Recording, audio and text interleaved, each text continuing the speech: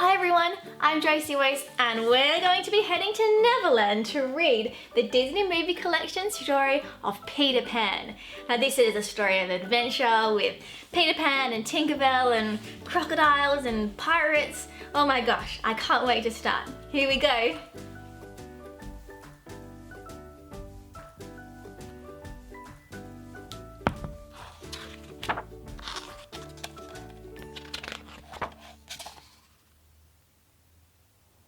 There was once a house in London where Mr. and Mrs. Darling and their 3 children, Wendy, John and Michael, lived.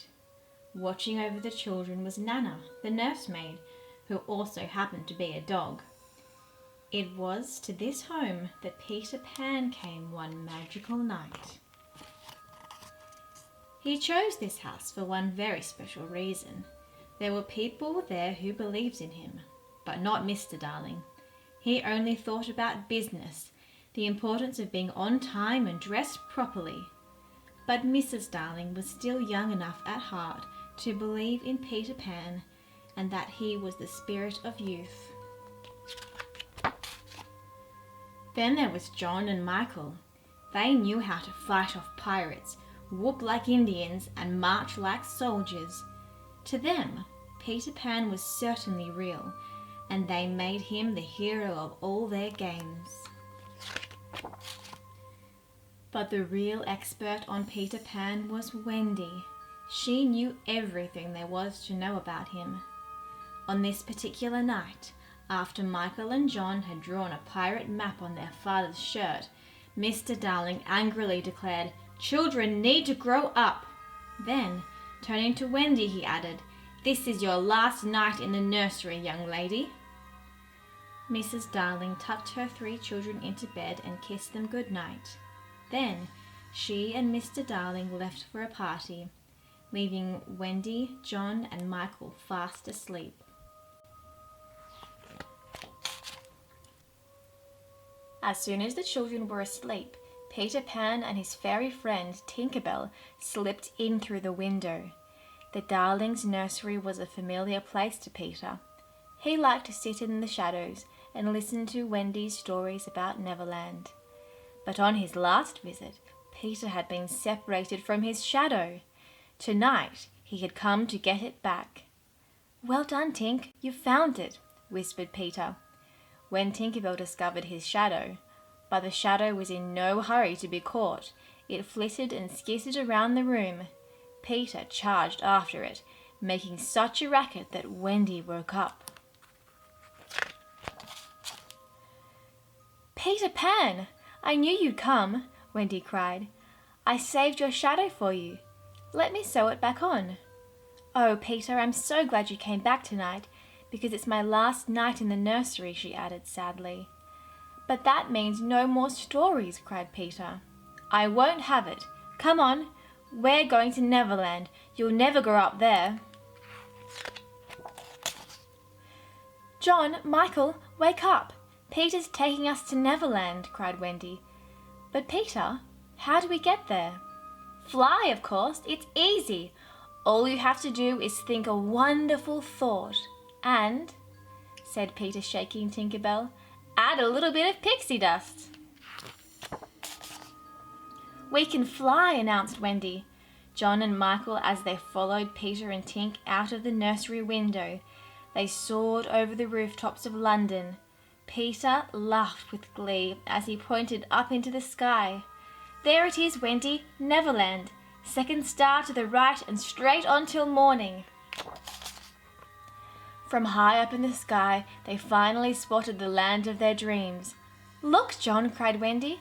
"Mermaid Lagoon." "And the Indian camp," yelled John. "There's the pirate ship and its crew," added Michael. "It's just as you told us, Wendy." The captain of the pirate ship was Hook. He hated Peter Pan. "Blast that Peter Pan," Hook said to his first mate, Mr. Smee, as he studied a map of Neverland. "If I could only find his hideout, I'll trap him." Captain Hook got his name because he had a hook where his hand should have been. And who was to blame for that? Why, Peter Pan, of course. Hook had another enemy, too, the crocodile. He's been following me around for years, licking his chops, said Hook. And he'd have had you by now, Captain, if he hadn't swallowed that alarm clock. Now, when he's about, he warns you with his tick-tock, tick-tock, said Smee. Peter Pan ahoy, cried the lookout. Captain Hook forgot about the crocodile instantly. Blast, he cried, looking through his telescope. It is Pan. He ordered his men to load the cannon and fire. Quick, Tink, shouted Peter as the cannonballs flew by. Take Wendy and the boys to the island. I'll stay here and cause a diversion. Tinkerbell took off at once and flew straight to Peter's hideout, but she purposely flew too fast, leaving the others far behind. Tinkerbell, wait for us! We can't keep up with you, yelled Wendy and the boys. But Tink didn't want to wait. Peter Pan had hardly looked at Tinkerbell since Wendy had come along. Tink didn't like it one bit, and now she had a plan. Tinkerbell zoomed ahead, flying through an opening in a tree to where the Lost Boys and Peter lived. She told the boys Peter had sent her with a message that there was a terrible Wendy bird heading their way. Peter's orders were to shoot it down. The Lost Boys hurried out from their hiding place. I see it, yelled Skunk as he and the others placed stones in their catapults. Ready, aim, fire, shouted the boys. Suddenly rocks were flying everywhere, hitting Wendy and sending her tumbling from the sky. Luckily, Peter Pan arrived just in time to catch Wendy. Peter, you saved my life, said Wendy, throwing her arms around him. I bring you a mother to tell you stories, Peter angrily told the Lost Boys, and you shoot her down. But Tink said it was a bird, stammered Cubby. She said you wanted us to shoot it, added Rabbit. Tinkerbell, said Peter, you might have killed Wendy. I hereby banish you forever. Please, begged Wendy, feeling sorry for poor Tinkerbell. Not forever. For a week, then, declared Peter. Taking Wendy by the hand, Peter flew off to show her Mermaid Lagoon. John and Michael wanted to explore Neverland too, but had no interest in mermaids. They wanted to see the Indians. John, you be the leader, declared the Lost Boys. Then, lining up behind him, they all marched off into the forest. As they marched along, the Lost Boys and John made a plan. They would be very clever and capture the Indians. It might have worked, except for one thing. The Indians caught them first. Michael and John were very frightened until the Lost Boys explained how things worked. When we win, we let them go. When they win, they let us go. But this time the Indian chief wouldn't set the Lost Boys free. He thought they had kidnapped his daughter, Tiger Lily. You tell me where you hid the Princess Tiger Lily, the chief said, or I'll punish you. Meanwhile, Peter was showing Wendy the beautiful Mermaid Lagoon. Wendy thought the mermaids were lovely. The mermaids couldn't say the same about Wendy. They thought she looked silly in her nightgown, and they didn't like that she was friends with Peter. While Wendy was fending off the jealous mermaids, Peter had spotted Hook and Smee rowing by in a small boat. Tied up in the back was Tiger Lily. Peter and Wendy flew off for Skull Rock to see what Hook and Smee were up to. From a cliff, they peered down at Captain Hook and his prisoner. Captain Hook was threatening Tiger Lily. If you don't tell me where Pan's hiding place is, I'll leave you here on the rock for when the tide comes in. But Tiger Lily had just held her head up proudly and refused to give Peter away.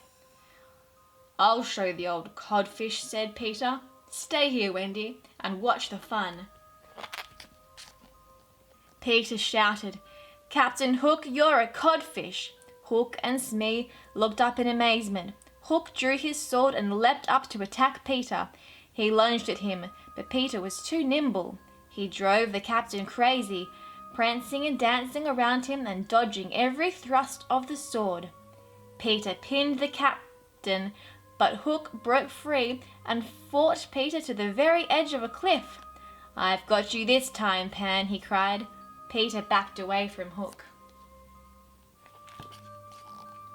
Hook followed. "Ah!" he screamed as he tumbled off the cliff and into the lagoon. "I'll get you for this, Peter," he yelled as he fell towards the water. Hook heard a familiar sound. Tick tock, tick tock, tick tock. "I say, Hook," said Peter Pan, "do you hear something?" The captain desperately kicked his feet away from the crocodile's sharp teeth, screaming, "Smee! Save me, Smee!" Peter was laughing his head off when Wendy reminded him about Tiger Lily. The brave Indian princess already had water right up to her chin. Peter swooped down to save Tiger Lily and flew her back home. The Indian chief was so happy to see his daughter again that he freed John, Michael, and the Lost Boys. Then he placed a headdress of beautiful feathers on Peter Pan, proclaiming him to be Chief Little Flying Eagle. "Wah-whoop!" yelled Peter. "Oh, how wonderful," said Wendy. "Bravo," added John. But there was someone who was not joining in the celebration. Poor Tinker Bell was sat all alone without Peter or her friends, the Lost Boys, and she wasn't happy at all. And that's just how Mr. Smee found Tinker Bell, all alone, sitting by herself. "Begging your pardon, Miss Bell," said Smee, catching Tinker Bell in his hat, "but Captain Hook would like a word with you if you don't mind." Aboard the pirate ship, Captain Hook was telling Tinker Bell his plan. "We sail in the morning," he told Tinker Bell. If she would only tell him where Peter's hideout was. He promised to take Wendy off to sea with him. "With her gone, Peter will soon forget this mad infatuation," sneered the captain. Sick with jealousy and loneliness, Tinker Bell fell for Hook's evil plan and showed him how to find Peter's hideaway. Hook smiled, then he grabbed Tinker Bell and locked her in a glass lantern. At last he could get his revenge on Peter Pan once and for all. At Peter's hideaway, all was cozy and quiet. Wendy, acting as a good mother should, was tucking the boys into bed. As she did, she sang to them about the wonders of a real mother. By the time Wendy had finished her song, John and Michael were so homesick that they wanted to leave for London immediately. Even the Lost Boys wanted to go, but not Peter. "Go back and grow up?" "No," he said stubbornly. "I'm warning you, once you're grown up, you can never come back here." But no one was listening to Peter. They had only one thought on their minds, a mother to love them and hold them and sing them to sleep at night. One by one, Wendy and the boys left Peter's hideaway, only to walk right into a trap and the arms of the waiting pirates. Before returning to his ship with the prisoners, Hook lowered a beautifully wrapped package into Peter Pan's hideout. Tying his prisoners to the mast of the ship, Hook warned them, "Join us or walk the plank." "Never," declared Wendy. "Peter Pan will save us." "My dear," said Hook, "we left a present for Peter, a sort of surprise. I can see our little friend at this very moment reading the tender note. To Peter, with love, from Wendy." But if he could see within the package, he would find a little device set so that, when it is 6 o'clock, he will be blasted out of Neverland forever. After hearing Hook's evil plan, Tinker Bell escaped and rushed to Peter Pan's hideout. Peter was just untying the bow on the package when Tinker Bell flew in. "Hi, Tink," said Peter, holding up the box. "Look what Wendy left." Tinker Bell tried to pull the package away. "Stop that!" yelled Peter. "What's the matter with you?" There was no time to explain. Tink flew at the box, pushing it as far from Peter as she could.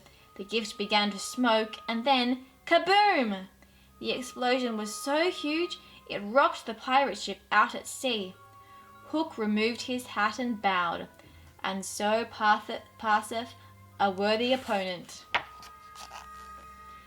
Thinking that Peter Pan was dead, Hook smiled and turned to the captive children.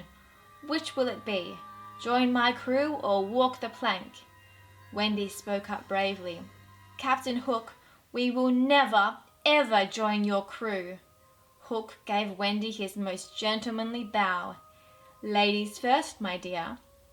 With tears falling down her cheeks, Wendy walked the plank. One step, then another, closer and closer to the edge, until finally she jumped. Captain, said Smee, confused. There was no splash. The ship's bewitched, the men began to wail.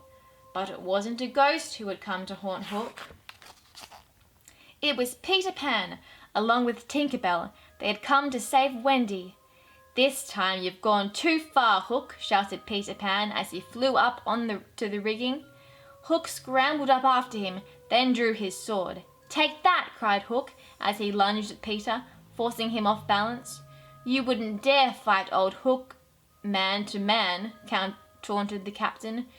You'd fly away like a cowardly sparrow. I'll fight you man to man with one hand behind my back, crowed Peter. As Wendy, John, Michael and the Lost Boys fought the pirate crew, Peter and Hook continued to battle until Hook disarmed him. Peter jumped up, grabbed a pirate flag and wrapped it around Hook. The fight was over. Peter had won. But when Peter turned his back, Hook freed himself and lunged with his sword. Peter jumped out of the way, causing Hook to lose his balance. Down he fell to face his worst fear. The crocodile was waiting and its mouth was wide open. Hook emerged between the crocodile's jaws, screaming for Smee to come and rescue him. Smee and the other pirates had all taken refuge in a rowboat and were rowing away as fast as they could. Captain Hook leapt out of the crocodile's jaws and started swimming after his crew, with the crocodile close behind him. Hooray for Captain Pan, screamed the children. All right, you swabs, said Peter Pan to his brand new crew. We're casting off. Set sail for London. Wendy smiled. Hoist the anchor, cried Peter. Tink, let's have some pixie dust. Tinker Bell flew all around the ship, sprinkling her magical dust as she went. Then up, up, up went the ship, and as it rose, it began to glow like gold. Wendy was sad to be leaving Neverland, but she was excited to be going home. Wendy, said Mrs. Darling. She was gently shaking her daughter, whom she had found asleep by the window. Oh, Mother, we're back, announced Wendy as she woke. Back? Asked Mr. Darling. All except the Lost Boys, explained Wendy. They weren't quite ready to grow up. It was such an adventure. Tinker Bell and mermaids and Peter Pan. We sailed away in a ship in the sky. Mary, said Mr. Darling, not sharing Wendy's excitement at all, I'm going to bed.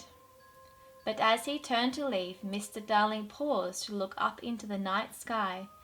There, crossing in front of the moon, was a ship made of clouds. You know, said Mr. Darling, I have the strangest feeling I've seen that ship before. A long time ago, when I was very young. And indeed, he had.